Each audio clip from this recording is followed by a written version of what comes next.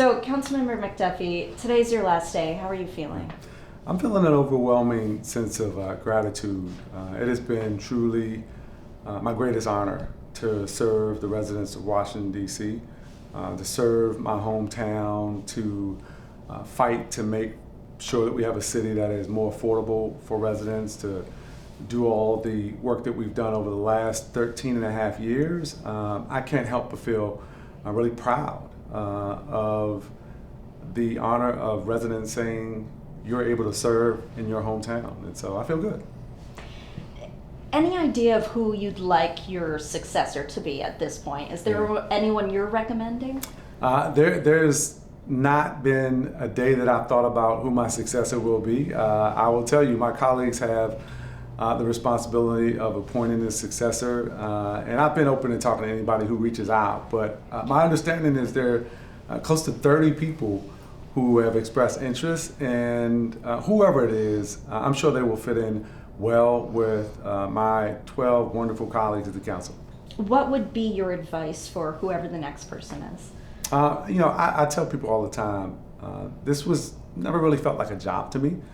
When you get to represent your hometown residents who place their trust in you, it is a calling for me. It's my purpose to serve Washington, D.C. So whoever comes down to the Wilson Building, hopefully they have that overwhelming sense of service to the District of Columbia in the way that I did, so that it never feels like a job to them. I have been honored to be a member of the Council of the District of Columbia for over 13 years, and I have enjoyed every single minute of this work.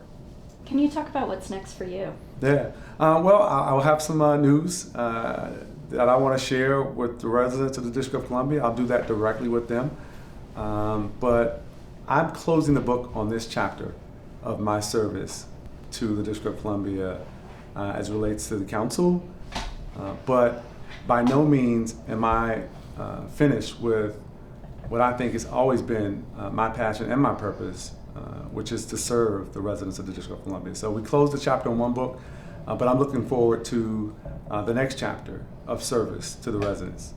And going off of that, I have to ask, because people close to you have been saying that you're considering running for mayor. Any comment you want to make on that officially? Yeah, so I've had a number of conversations over the last several weeks. I can't go anywhere in Washington, D.C., whether it is to the grocery store, whether it is to shops with my kids, and everybody's talking about the future of the District of Columbia. And all I've told them is I think the future of the District of Columbia is bright. I think that the best days of Washington, D.C. are ahead of us, and I am going to be involved in making sure that we shape a future where people feel safe, they can afford to live here, to move here, to stay here if they're already here, and that the future of the District of Columbia has more opportunities across the board for residents. And so I'm really excited about what the next couple of weeks hold, and I will have some news I want to share with residents in the days to come. Okay. Are you considering it? Is it on the table at this point? I've been considering it. Yeah, no, I've been considering it for weeks now. I've had conversations with leaders across the District of Columbia. Ordinary residents have been telling me what they think about the District of Columbia, what they'd like to see in the future of our city, the way that they'd like to be able to have their kids who they're sending off to college to be able to afford to come back to Washington, D.C. and live here.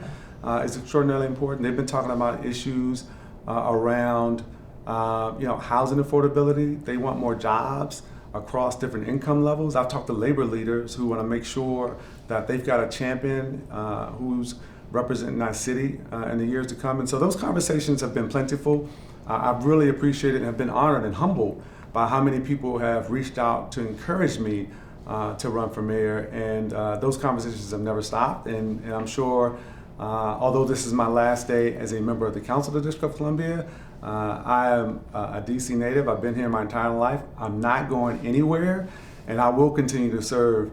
Even as I walk out of the door on my last day of the Council, I'm still going to be committed to the District of Columbia and look forward to speaking directly with residents across our city about what the future holds. Okay. if my memory is a little off, forgive me. Yeah. But you came to the council as an appointed member originally yourself. Am I right on that? So I won a special election Okay. on May 15th, 2012. Okay. I was sworn in as a member of the Council of the District of Columbia on May 30th, 2012. And so I represented Ward 5 for a decade, and the last few years I've been representing the entire city as an at-large member of the Council of the District of Columbia.